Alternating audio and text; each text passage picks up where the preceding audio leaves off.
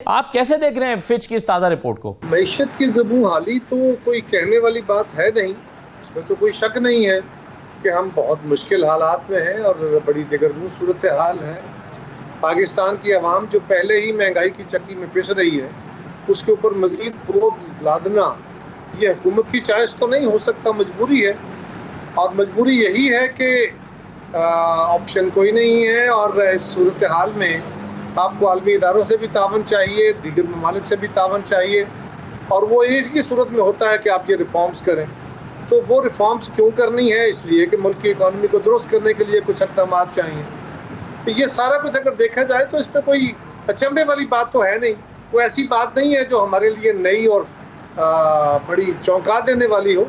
Economy की सूरत हाल ख़राब है और 1.5 साल मेरे ख्याल है उन्होंने IMF के साथ जो हमारी डील है वो क्लियर हो जाने के बाद पहला 1.5 साल जो है वो डिसबर्समेंट का, और उसमें होगा कि पाकिस्तान इस अगले 6 महीने में और अगले 1 साल के अंदर वो क्या फ़ैसले लेता है, पाकिस्तान की हुकूमत क्या फ़ैसले लेती है जिससे रिफॉर्म्स का अमल बेहतरी की तरफ जाए।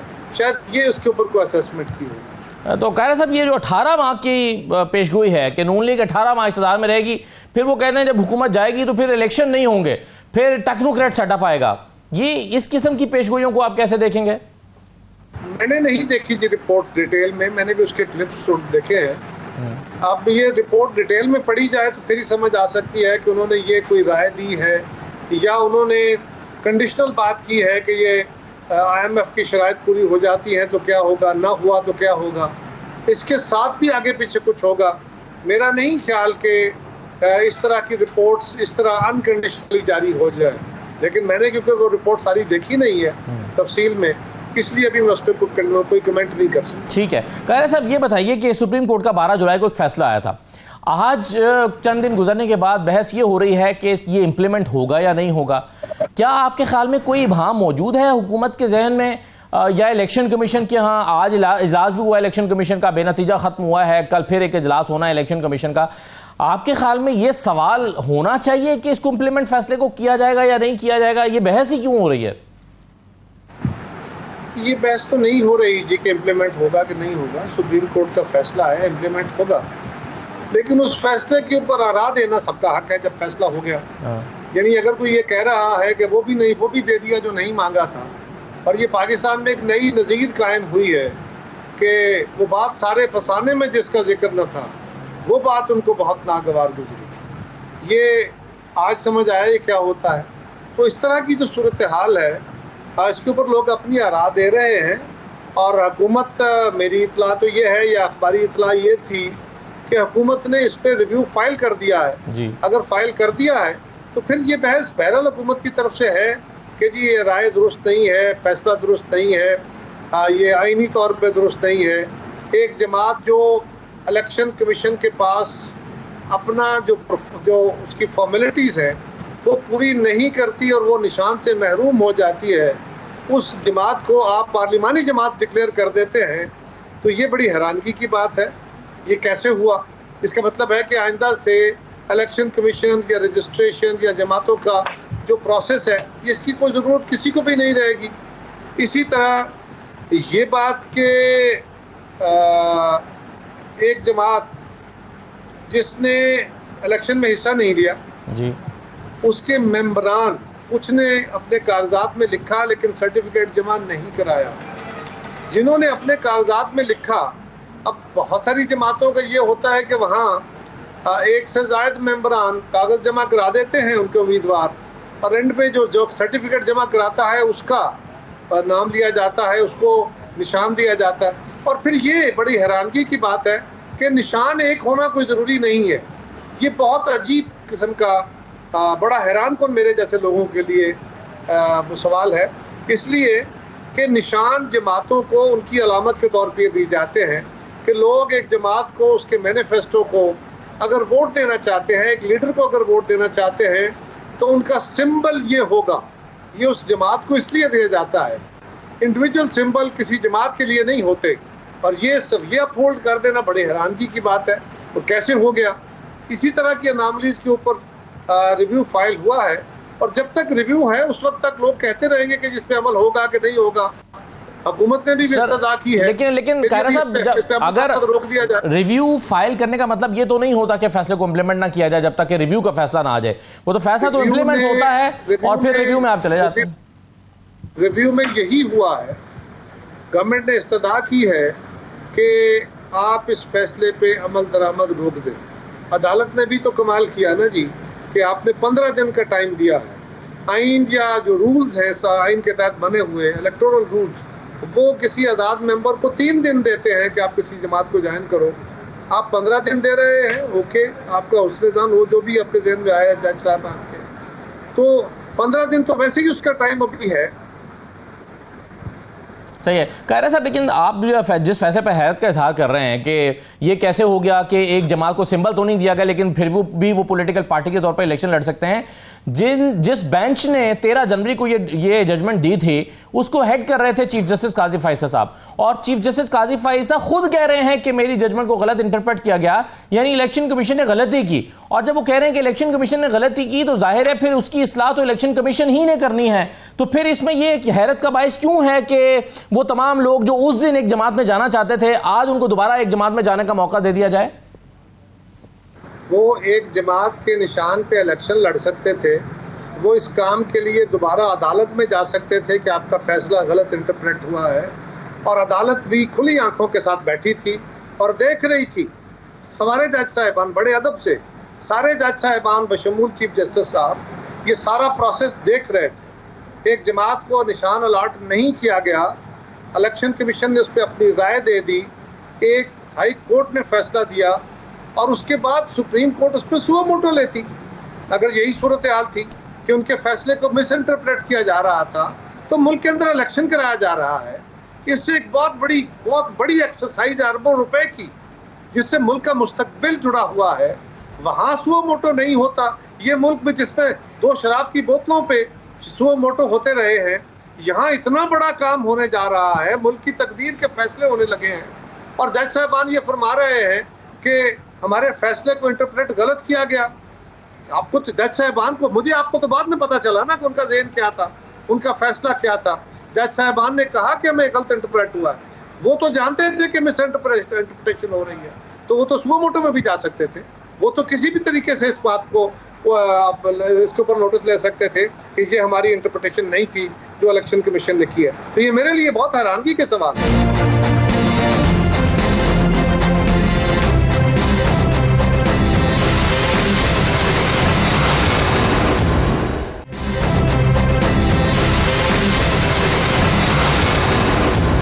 कायरा साहब, एक और चीज़ बताइए, अभी 2-3 दिन पहले जब जैसे ही ऐलान हुआ अता तारड़ साहब की तरफ से प्रेस कॉन्फ्रेंस में कि पीटीआई को बैन करने का फैसला हुआ है, वो अलग बात है कि उसमें बाद में फिर ऐसा लगता है कि आफ्टर थॉट भी आया है पीएमएलएन के यहाँ।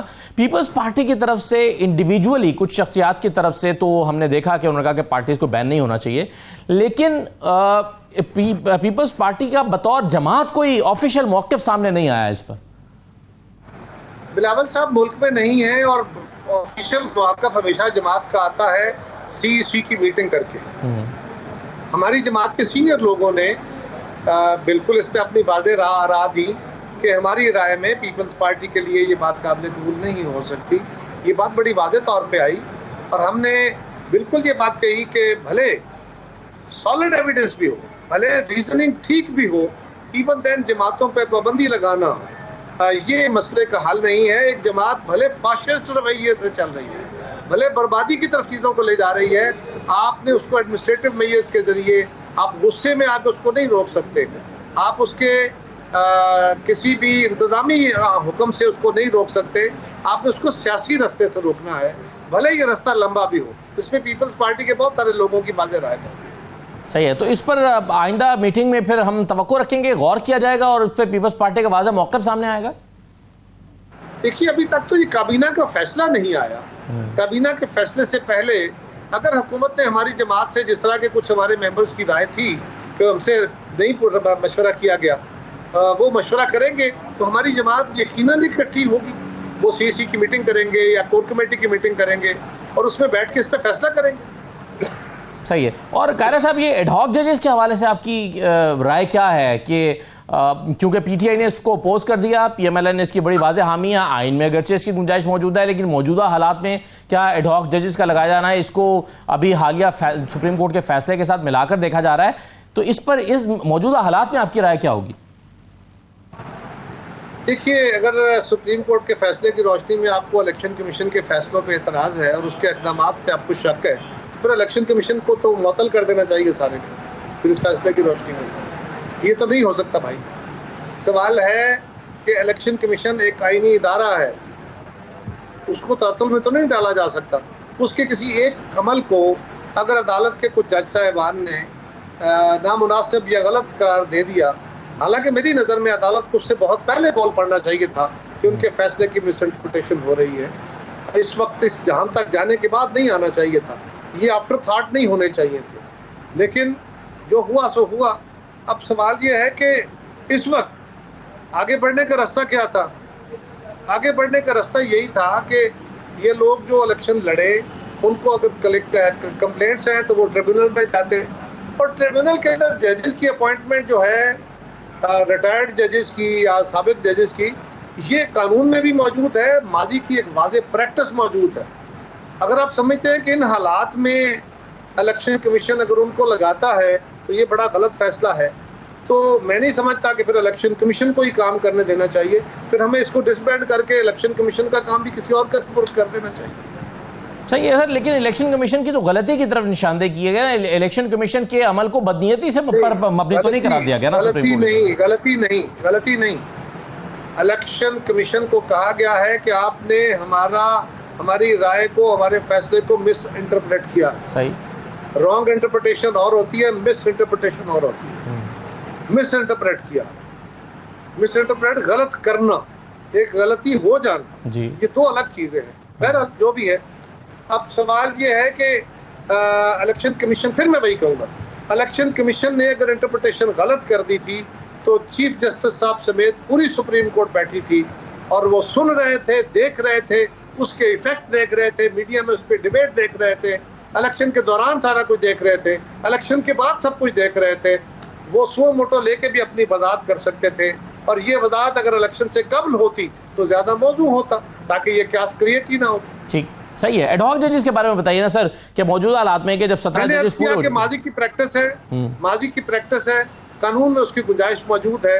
अब ये सारे अखलाकी तकाजे, अब ये सारे जो नाजो नैम हैं, ये एक जमात के इसलिए पूरे किए जाएं कि जी एक सुप्रीम कोर्ट ने उसके हक में फैसला दे दिया है और उसको वो कुछ दे दिया है जो उसने मांगा ही नहीं है, और सुप्रीम कोर्ट पीटीआई पे इतनी मेहरबान है, लिहाजा आप सारे फैसले जो हैं आइंदा वो उसी फैसले की नज़ीर में देखने चाहिए। मेरी नज़र में तो ऐसा नहीं हो सकता। सही है। कायरा साहब, बस आखिर में 2-3 मिनट में चाहूँगा कि मौजूदा हालात पर ज़रा आपकी राय मालूम कर लूँ। चीज़ें 8 फरवरी को हम एक ज़ाहिर नई डायरेक्शन में शुरू हुए, हम नई होप्स के साथ आए, लग रहा था कि चीज़ें बेहतर होंगी, मुल्क के हालात बेहतर होंगे, इस्तेकाम आएगा। ये सब चीज़ें शायद नहीं हो पा रही। बहुत सारे लोगों के ख्याल में मुल्क में वो इस्तेकाम, वो इन्वेस्टमेंट, वो फॉरेन डायरेक्ट इन्वेस्टमेंट, वो सब चीज़ें नहीं हो रही। आपके ख्याल में रास्ता क्या है? कुछ मिल बैठ के कोई और हल निकालने की ज़रूरत है? दोनों सूरतें हैं ईसा, मिल बैठ के हल निकालने की और देरपा और पायदार हल के लिए एक चार्टर ऑफ इकोनॉमी का जिक्र वज़ीर आज़म साहब भी करते रहे, मेरी जमात भी करती रही, बार बार करते रहे। जब खान साहब हुकूमत में आए थे उस वक्त करते रहे, उनकी हुकूमत के दौरान करते रहे, अपनी हुकूमत में करते रहे और आज भी कर रहे हैं। एक तो ये पहलू है कि बिल्कुल ऐसा होना चाहिए। दूसरी बात यह है कि इकोनॉमी के जो हालात थे उसके ऊपर आलमी इदारों का एतमाद खड़ा करने के लिए आपको कुछ इक़दाम उठाने हैं, फिर उसके रिजल्ट देखने हैं, उसकी इम्प्लीमेंटेशन। कुछ फैसले हो गए ना, अब उन फैसलों की इम्प्लीमेंटेशन देखनी है। उस इम्प्लीमेंटेशन के नतीजे में आपके ऊपर एतमाद खड़ा होगा। उसमें कुछ 6 महीने, साल तो लगेगा। कोई फिक्स तो है कोई नहीं, कोई बटन तो है नहीं लगा हुआ कहीं कि आप उसको ऑन ऑफ करेंगे और रवैये बदल जाएंगे। जो ओवरसीज़ की इन्वेस्टमेंट आती है वो आपकी इकोनॉमी की सूरत हाल, आपकी मुल्क की सूरत हाल को देख के, यकीनन पाकिस्तान के दुश्मन यहाँ पे सिक्योरिटी सूरत हाल को भी ख़राब करने की कोशिश कर रहे हैं। सियासी तौर पे पीटीआई ने जिस तातुल का शिकार किया हुआ है पाकिस्तान को, पाकिस्तान के खिलाफ बाहर भी वो लॉबिंग कर रहे हैं, मुल्क के अंदर भी जो उन्होंने हिजान बरपा रखा है और मीडिया, सोशल मीडिया के अंदर भी जो कुछ है, उससे एक अदम इत्मीनान तो है। फिर लोगों में महंगाई और उसके असरात भी हैं।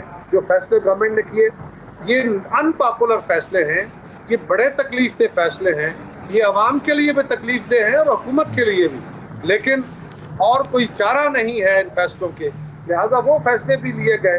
अब इस सारे अमल के नतीजे में हुकूमत पॉपुलर नहीं हो जाएगी।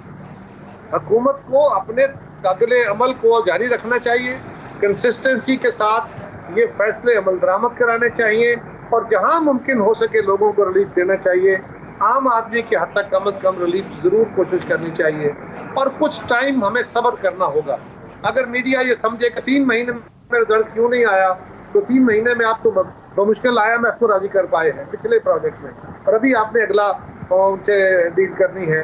और आपकी इकोनॉमी के अंदर बेहतरी के आसार बिल्कुल हैं। जो इक़दाम हमारी पिछली 1.25 साल की गवर्नमेंट ने उठाए, उसके समरात हमें मिले हैं और अब भी उसके समरात मिल रहे हैं। स्टॉक मार्केट बेहतर जा रही है, एक्सपोर्ट्स में बेहतरी आनी शुरू हुई है। पाकिस्तान के अंदर बड़ी मुश्किलात है, यकीनन हमारा जो इंटरेस्ट रेट है वो बहुत ज़्यादा है, कास्ट ऑफ बिजनेस बहुत ज़्यादा है, इलेक्ट्रिसिटी बहुत महंगी है, गैस बहुत महंगी है। लेकिन इन सारे कामों के लिए गवर्नमेंट ने अगर ये बर्डन बर्दाश्त करना है तो फिर गवर्नमेंट के पास रिसोर्स चाहिए और रिसोर्स टैक्सेशन से आएंगे या उसकी बेटर इम्प्लीमेंटेशन से आएंगे। और आखिरी गुजारिश ये है कि जो हमारे यहाँ एक मसला आम बन गया है जी कि हम हुकूमत से क्विक फिक्स चाहते हैं, यानी तनख्वाहदार पे टैक्स ना लगे, जमींदार पे टैक्स ना लगे, एक्सपोर्टर पे टैक्स ना लगे, बिजली के रेट महंगे ना हो और हुकूमत सब कुछ ठीक कर दे। तो ये जो कहा जाता है कि जी आप अपना जो टैक्स कलेक्शन है उसको बेहतर करें, तो हिस्सा टैक्स कलेक्शन की मशीनरी तो वही है ना जी। इसकी जगह एकदम नई मशीनरी तो भर्ती नहीं हो जानी। इनको निकाल के बाहर करेंगे तो अदालतें आ जाएंगी, आप मीडिया वाले खड़े हो जाएंगे। तो नए कहाँ से लाएंगे? अमेरिका से, जापान से? हमारे ही मुल्क के लोगों ने करना। ये ग्रेजुअल बेहतर होगा। हाँ, सिमत बेहतरी की तरफ है, लेकिन ये सिमत बहरहाल लोगों के लिए तकलीफ दे है और ये तकलीफ अभी फौरी तौर पे हल होती भी नजर नहीं आती। इन अगले 6 महीने साल में ये सारी तकलीफ का इलाज निकलता नजर नहीं आ रहा। और अगर किसी के पास वो हल है तो किसी जमात के पास है, किसी फर्द के पास है, किसी टेक्निकल एक्सपर्ट के पास है, तो खुदारा वो मीडिया के जरिए कौम के सामने रखे और हुकूमत उस रास्ते को चुने, वो रास्ता अडॉप्ट करे। जिस जमात के पास भी है वो रास्ता दे। वो पीटीआई के पास है तो वो बता दे कि ये तरीका कार है, वो जमात इस्लामी के पास है, वो किसी और के पास है, किसी इकोनॉमिस्ट के पास है, ताकि हम भी हुकूमत से बात करें कि भाई ये काबिल अमल तजावीज़ है। एक है ख्यालात, एक है आइडियाज, वो है विश लिस्ट, तो वो दिखाएं ताकि वो रास्ता इख्तियार कर लिया